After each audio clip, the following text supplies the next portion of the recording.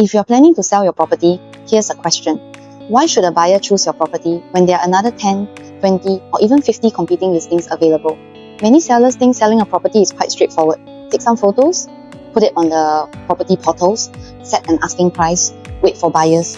But that's listing a property. It's not necessarily selling a property strategically. Today, I want to share something I pay a lot of attention to when I'm helping an owner sell: property positioning. And positioning can make a big difference in how buyers perceive your home. Property positioning is basically deciding what do we want buyers to remember about this property. Because here's the reality, your property doesn't exist in isolation. The moment a buyer sees your listing, they are comparing it against other choices. Maybe there are 5 similar units in your development. Maybe there are another 20 condos nearby. Or perhaps your buyer is comparing your condo against a completely different project.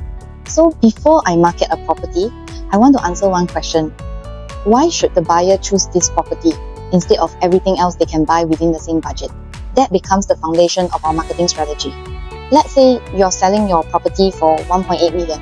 A common approach is to look at transactions within your development and say, the last unit sold for 1.75 million, so let's ask $1.85 million. Transactions are important, but that's only part of the picture. I also want to know, what else can someone with 1.8 million buy today? Can they buy a newer condo nearby? Can they get a larger unit slightly further away? Can they buy a smaller unit closer to an MRT station? Are there brand new launches competing for the same buyer? Because these are the choices running through your buyer's mind. So your real competition isn't necessarily just your neighbor. Your competition is every realistic alternative available to your target buyer. The next question is, who are we actually selling to? I don't believe every property should be marketed to everybody. Let's say you have a large 3-bedroom unit. Who is most likely to value it? Maybe it's a HDB upgrader with 2 children.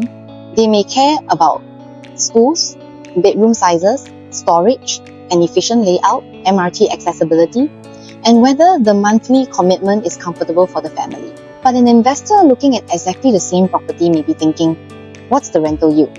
What's my entry price? What's the tenant pool? What will my future exit look like? Same property, completely different buying motivations. So if we know who our strongest buyer is, we can build our marketing around what matters to them. This is one of the biggest differences in property marketing. Imagine your property is on a high floor with an unblocked view. You could advertise, high floor, unblocked view, nothing wrong with that, but almost every listing is written this way. Instead, I want buyers to understand, why does this feature matter? Maybe the openness gives you more privacy. Maybe you don't have another block looking directly into your living room. Maybe when you come home after a long day, the entire living space feels more open. Now, we are no longer simply selling a feature. We are communicating the benefit and lifestyle behind that feature. The same applies to layout.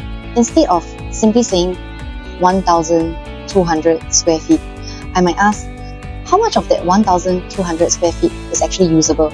Is there wasted corridor space? Can the dining table comfortably seat 6? Can the children's bedrooms fit proper beds and study desks? Can a family realistically stay here for the next 10 years? These are the things buyers actually experience. Now we come to something every seller cares about: price.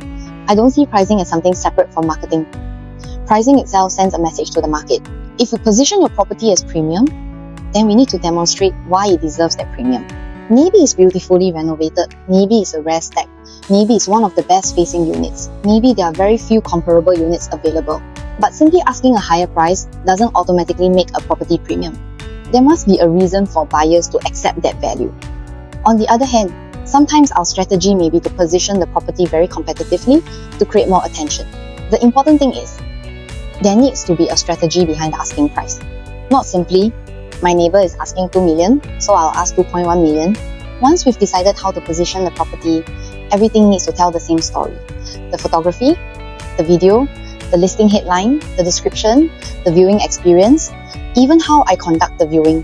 For example, if I'm positioning a property as a premium move in Ready Family Home, but the photos are dark, the house is cluttered, and the marketing focuses only on price per square foot, the positioning doesn't match.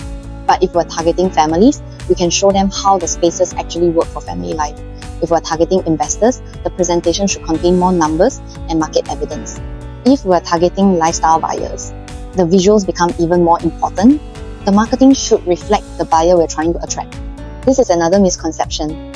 Sometimes sellers ask, how many enquiries can you generate? Of course, enquiries and exposure are important, but I would rather have 10 properly qualified buyers than 50 people who were never realistically going to buy the property. Because ultimately, we're not trying to win a competition for the most viewings. We're trying to find a buyer who sees the strongest value in your home and is financially prepared to act. That's why I focus on WHO. Who is our buyer? Why? Why should they choose us? Proof. What supports our positioning? Price. How should we enter the market? And finally, presentation.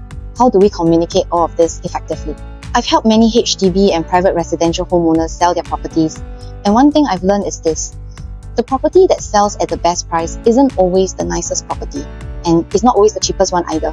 Very often, it's the property that has been positioned correctly in the buyer's mind. Think about it. If a buyer opens Property Guru today and sees 10, 20, maybe even 30 properties competing with yours, why should they click on your listing? Why should they come for a viewing? And most importantly, why should they pay your asking price instead of buying the unit next door? This is where many sellers get it wrong.